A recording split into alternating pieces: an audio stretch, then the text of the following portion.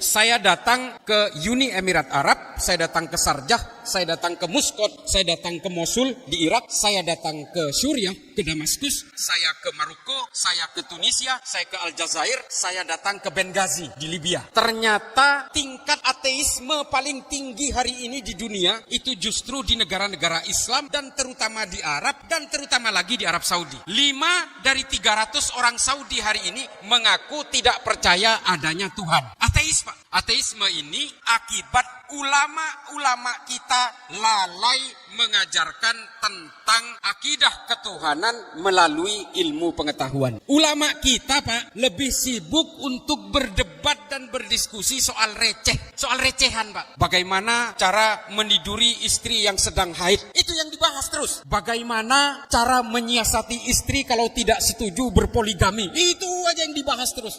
Kalau memang lanjut, mungkin saya akan nyempilin sedikit, Pak. Satu aja saya mau cerita.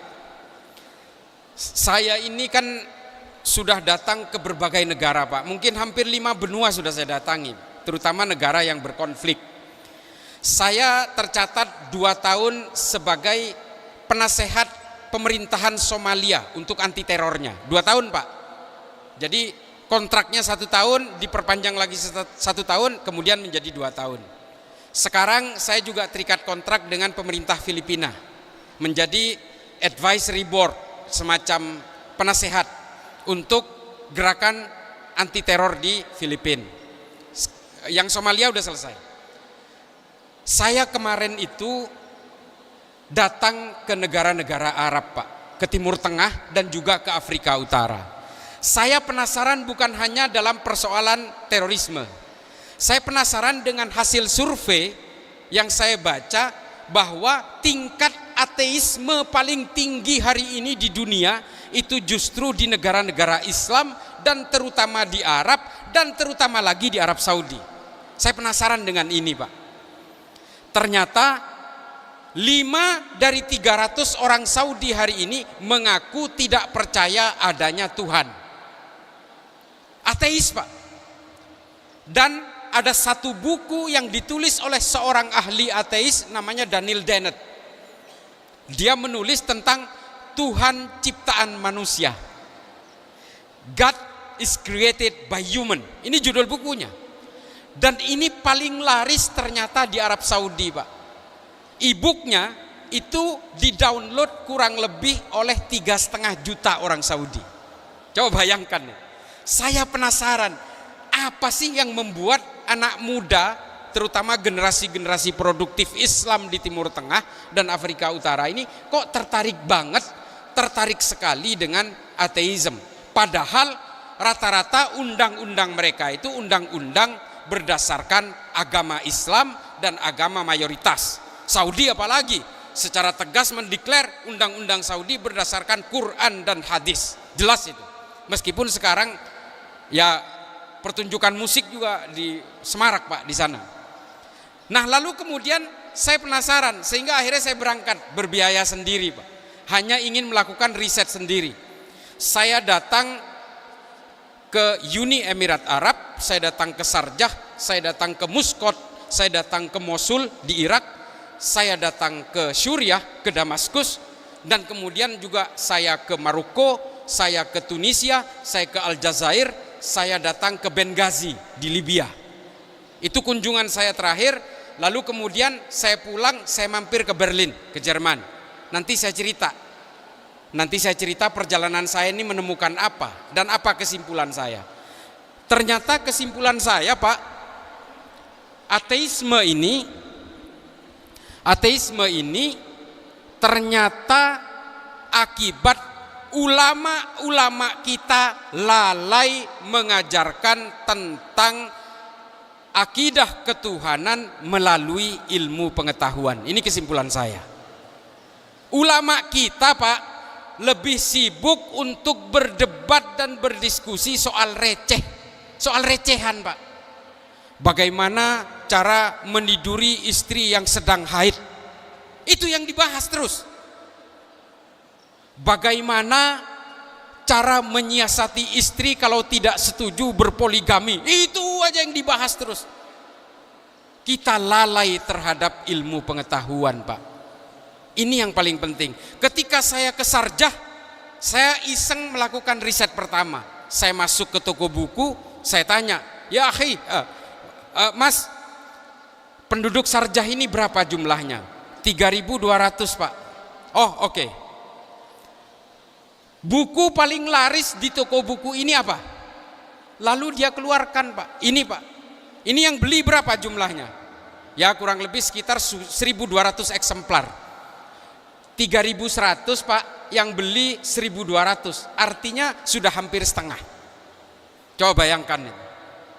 Setelah saya lihat bukunya itu adalah buku yang ditulis oleh Stephen Hawking. Judul bukunya Black Hole and Big Bang Theory and the Baby of the Universes. Apa isi bukunya ini? Sampean gak usah bacalah bukunya, saya ceritakan aja isinya. Bahwa Tuhan itu gak ada. Alam semesta ini tercipta dari sebuah ledakan besar yang disebabkan oleh hukum fisika yang bernama mekanika kuantum, quantum mechanics. Karena daya tarik listrik dari energi positif dan negatif lalu kemudian menciptakan ledakan besar yang akhirnya menciptakan planet-planet. Ini yang disebut dengan Big Bang Theory. Oh, berarti mungkin yang menciptakan ledakan Tuhan. Tapi kata Stephen Hawking, bukan. Yang menciptakan ledakan besar ini adalah teori fisika dasar awal yang bernama quantum mechanics, mekanika kuantum. Kalau kalian memaksa bahwa Tuhan itu ada, Tuhan kalian itu adalah mekanika kuantum, kata Stephen Hawking. Kalian ini dibohongi oleh agama sejak dulu, karena akhirat itu juga nggak ada sebenarnya. Manusia mati jadi debu, ya udah selesai. Ini kata Stephen Hawking. Dan buku ini yang dibaca oleh orang rata-rata di Arab hari ini. Coba, Pak, gimana tuh caranya? Ilmu pengetahuan ini. Stephen Hawking ini adalah penganut Kristen taat yang kemudian karena dia lahir cacat, dia menggunakan teleskop Hubble dari kamarnya dan kemudian mengamati alam semesta dan akhirnya menemukan black hole, cikal bakal terciptanya mekanika kuantum itu. Apa yang mau kita inin? Kita mau kasih ayat, anak-anak ini dilawan, Pak, kita, Pak. Kalau kita kasih ayat surat Hud misalnya, dilawan kita. Mereka udah nggak percaya Tuhan kok, malah mau dikasih dalil agama, mau dikasih ayat suci. Nggak bisa, mereka nggak terima. Lalu kemudian saya geser, Pak, ke Tunisia. Tunisia ini 99,9% penduduknya beragama Islam. 0,1%-nya itu adalah Yahudi dan Nasrani. Di sana ada katedral di pusat kotanya di Tunis. Saya kemudian melipir, Pak. Saya ngetes, saya nggak boleh ngetes Tunis nih. Karena di Tunis itu ada Zaitunah University, kampus besar yang mahasiswa kita juga banyak di sana. Sehingga saya ngetesnya ke kota kecil, Pak, di perbatasan Aljazair. Nama kotanya itu Bofisha. Nah, Tunis ini kan bekas jajahan Prancis. Saya iseng, ada toko buku. Toko buku ini namanya Le Librairie of Islam, kan bahasa Prancis kalau di sana. Lalu saya masuk. Saya masuk ya pakai bahasa Arab sekenanya. Ternyata orang ini nggak ngerti bahasa Arab. Orang Tunis, Pak. Ya terpaksa pakai bahasa Prancis juga sekenanya. Lalu saya tanya, penduduk Bofisa ini berapa? Dia bilang penduduk Bofisa ini 2.300. Buku paling laris di Bofisa ini apa? Lalu dia berikan ke saya, Pak. Ini yang paling laris di sini apa? Kira-kira berapa jilid yang laku? 1.700, Pak. Hampir seluruh kota itu beli buku ini. Buku ini ditulis oleh seorang ahli saraf dari Inggris namanya Richard Dawkins. Judul bukunya The God Delusion, angan-angan tentang Tuhan. Coba tuh. Di dalam buku ini, Pak, saya udah baca sebenarnya. Saya ceritakan, tapi saya iseng juga beli karena saya belum pernah punya buku versi ini yang terjemahan Prancis. Saya beli juga sih. Meskipun buku ini akhirnya ketinggalan di pesawat. Akhirnya di dalam buku ini yang paling laris di Arab ini dikatakan bahwa Tuhannya manusia itu adalah urat saraf. Coba. Mengapa? Urat saraf itulah yang menentukan manusia lahir cacat atau manusia mati. Jumlah urat saraf di dalam tubuh manusia itu hampir 2 juta. Kalau manusia itu lahir dengan urat saraf yang tidak komplit, maka dia akan lahir cacat. Kalau manusia normal ditebas lehernya, pasti mati. Karena urat saraf yang jumlahnya hampir 2 juta itu penghubungnya adalah leher. Antara otak dan sensor motorik itu semuanya simpulnya ada di leher. Maka manusia akan mati kalau ditebas lehernya. Jadi Tuhan manusia itu adalah urat saraf. Nah, buku ini yang dibaca oleh anak muda Arab, sehingga anak muda Arab hari ini paling banyak yang terpapar oleh ateisme. Pertanyaannya, kita mau ngelawan mereka ini gimana caranya? Indonesia kalau ada yang melakukan sensus, Pak, bahwa banyak orang yang keluar dari agamanya diam-diam karena tidak percaya adanya Tuhan, banyak, Pak.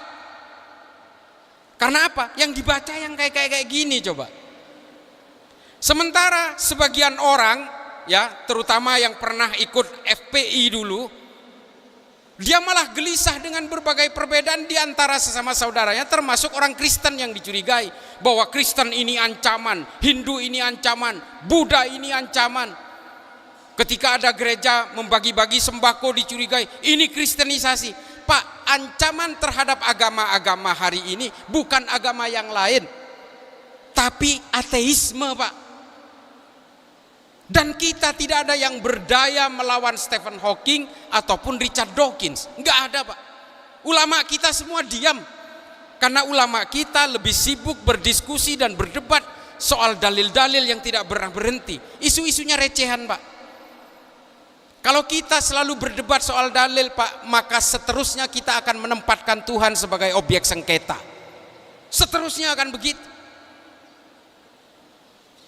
Ternyata kuncinya, Pak, kita terutama yang Islam ini sudah terlalu lama meninggalkan ilmu pengetahuan, Pak. Padahal ilmu pengetahuan inilah yang pernah menjayakan Islam, bukan politik, Pak.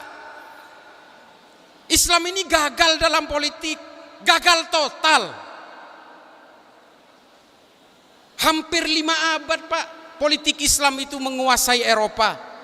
Yang disisakan apa sekarang? Gak ada. Masjid jadi gereja semua. Bahkan secara genetik satu pun tidak ada keturunan Islam di Eropa sampai hari ini. Hampir 5 abad, 7 keturunan, Pak, menguasai Eropa. Gagal, Pak. Tapi ilmu pengetahuan Islam sampai sekarang itu masih dipakai oleh seluruh umat manusia apapun agamanya. Yang menciptakan angka 0 itu siapa? Orang Islam, Pak. Al-Khawarizmi namanya. Yang bisa menemukan teori oksidasi dan fermentasi itu siapa? Seorang ulama fikih, Pak, namanya Jabir Ibnu Hayyan. Coba Pak bayangin. Dan kita sudah lama meninggalkan itu, sehingga paham-paham ilmu pengetahuan yang menganjurkan supaya kita tidak percaya adanya Tuhan itu sekarang makin populer, Pak. Nah, ironisnya ini ujung dari cerita saya ini. Pulangnya saya naik Lufthansa, kemudian saya transit di Berlin, Pak. Di Berlin iseng-iseng saya masuk ke toko buku di bandara. Saya masuk, nggak mungkin saya nanya buku paling laris di situ. Saya tanya, di sini jual buku Muslim nggak, tentang Islam nggak? Dia bilang ada. Ada yang pernah beli? Nggak ada katanya. Dikeluarin itu udah berdebu, Pak. Pas saya buka itu kretek, nggak pernah ada yang beli satupun. Ternyata buku ini permata buat saya, Pak. Dari ujung perjalanan Allah memberi saya jalan, Pak. Buku ini ditulis oleh seorang pemikir Islam, justru dari Tunis, Pak. Namanya Syekh Muhammad Thahir bin Asyur. Judul bukunya At-Tahrir wa Tanwir, tentang tafsir Al-Quran yang membahas tentang penciptaan alam semesta, yang menggunakan proses analisis berdasarkan kitab Injil Kejadian yang dikenal di dalam dunia Kristen sebagai Genesis. Syekh Muhammad Thahir membuat perbandingan antara pemikiran-pemikiran agama samawat dengan terciptanya alam semesta, yang dituangkan dalam satu kitab yang namanya At-Tahrir wa Tanwir. Saya baca Pak, karena bahasa Inggris. Ternyata Pak, buku ini justru sebenarnya bisa melawan teorinya Stephen Hawking, yang menurut Syekh Muhammad Thohir bin Ashur, terciptanya alam semesta ini berdasarkan ledakan dahsyat antara air dengan petir listrik juga Pak, yang menurut Syekh Muhammad Thohir dikenal dengan teori al-ittisal wal infisal, penyatuan dan pemisahan. Saya udah baca ini Pak, saya jadi mikir, kemana ulama Islam dari dulu kok nggak pernah menyuarakan ini untuk melawan pemikiran-pemikiran ateisme? Jelas Pak, di Al-Quran, surat Hud, surat Al-Ankabut, Al-Baqarah, dikutip semua oleh Syekh Muhammad Thohir, dan dibuktikan bahwa ilmu pengetahuan dan Al-Quran itu tidak bertentangan. Padahal Syekh Muhammad Thohir ini dari abad ke-18 loh. Dan ulama kita nggak ada yang pernah menyuarakan teori al-ittisal wal infisal, bahkan terjemahan At-Tahrir wa Tanwir ini juga nggak ada di Indonesia. Ini PR bagi kita bahwa kita sudah terlalu lama meninggalkan ilmu pengetahuan. Sehingga apa? Kita akhirnya sibuk mengharam-haramkan Pancasila, mengharam-haramkan bank, yang sebenarnya justru mendatangkan kemudorotan bagi kita semua. Muamalah kita menjadi hancur lebur. Yang paling terakhir Pak, tolong mari kita jaga toleransi dan kebersamaan, dan tetap jaga Pancasila kita ini untuk diterapkan setidaknya dalam kehidupan berpolitik kita. Setidaknya dalam kehidupan berpolitik kita, atau alangkah bagusnya kalau dalam kehidupan sosial bermasyarakat kita dan bernegara kita. Silahkan Pak, sampean mau menganut agama apapun, silahkan. Sampean mau menganut hukum syariah di rumah, silahkan Pak. Sampean kalau di rumah mau mengharamkan orang tahlilan, ya silahkan Pak. Biarlah yang tahlilan tetap tahlilan, saya juga ikut tahlilan, silahkan. Tapi ketika keluar dari rumah, jangan menghakimi orang sebagai calon penghuni neraka, dan jangan mengkafir-kafirkan orang yang berbeda dengan sampean. Itu kuncinya. Silahkan lakukan hukum syariah secara pribadi, silahkan dalam beragama. Ketika keluar rumah nemu lampu merah, lampunya merah, sampean berhenti Pak. Itu hukum negara, bukan hukum agama. Sampean tunduk kepada aturan negara karena sampean punya Pancasila. Nah itu yang paling penting dari saya. Mari silahkan kita terus mengglorifikasi keimanan, tapi jangan lupa kita jaga hubungan muamalah kita dalam bernegara. Mari kita dukung pemerintahan kita. Saya juga kemarin Pak, ketika musim kampanye, wah sama Pak, saya juga menghujat-hujat. Wah Pak Jokowi ini, wah ini pengkhianat demokrasi. Ini saya Pak. Sekarang apa? Ya sudah selesai, ya sudah kita dukung lagi pemerintahan, kan ada Pancasila Pak. Jadi urusan politik selesai, mudah-mudahan Mbak Diah bisa nyabup lagi ya. Saya terus terang ini, saya cerita sedikit lah. Berbagai kota, saya berangkat lewat jalur darat Pak, dari Madura, karena acara di Madura kemarin lusa. Sampai sini, saya bisik ke ajudan saya itu, yuk, menurut kamu kota yang paling asri mana? Ya ini Pak, katanya, Purbalingga maksudnya. Loh saya bukan nyemir-nyemir loh ya ini ya. Tapi ya karena memang kebanyakan yang dilewati kan Pantura Pak. Pantura tahu sendiri Pak, ada jemuran ikan asin di depan, di atas trotoar. Tapi memang menurut saya suka sekali konsepnya, karena di trotoar itu ada track untuk difabel track. Itu Amerika banget gitu loh. Jadi menurut saya itu keren banget. Urban planningnya bagus, resik. Tapi ya mungkin ya mudah-mudahan setelah siang ini saya bisa melihat, karena saya nyampainya tadi malam itu jam 1 Pak. Bisa jadi karena ngantuk-ngantuk ngelihatnya bagus banget. Enggak. Tadi saya kesini, oh ternyata memang bagus Pak. Menurut saya tata kelola yang luar biasa. Mudah-mudahan Mbak Diah bisa lanjut. Apapun keputusannya, Al-Asobiyahnya Purbalingga mudah-mudahan bukan hanya Pancasila tapi juga Mbak Diah. Dan mudah-mudahan kita semua diberkahi oleh Allah. Akhiran, ihdinas siratal mustaqim, la nufarriqu baina ahadin mir rasuli wa qalu sami'na wa ata'na ghufranaka rabbana wa ilaikal masir. Wallahul muwaffiq ila aqwamit thoriq. Assalamualaikum warahmatullahi taala wabarakatuh.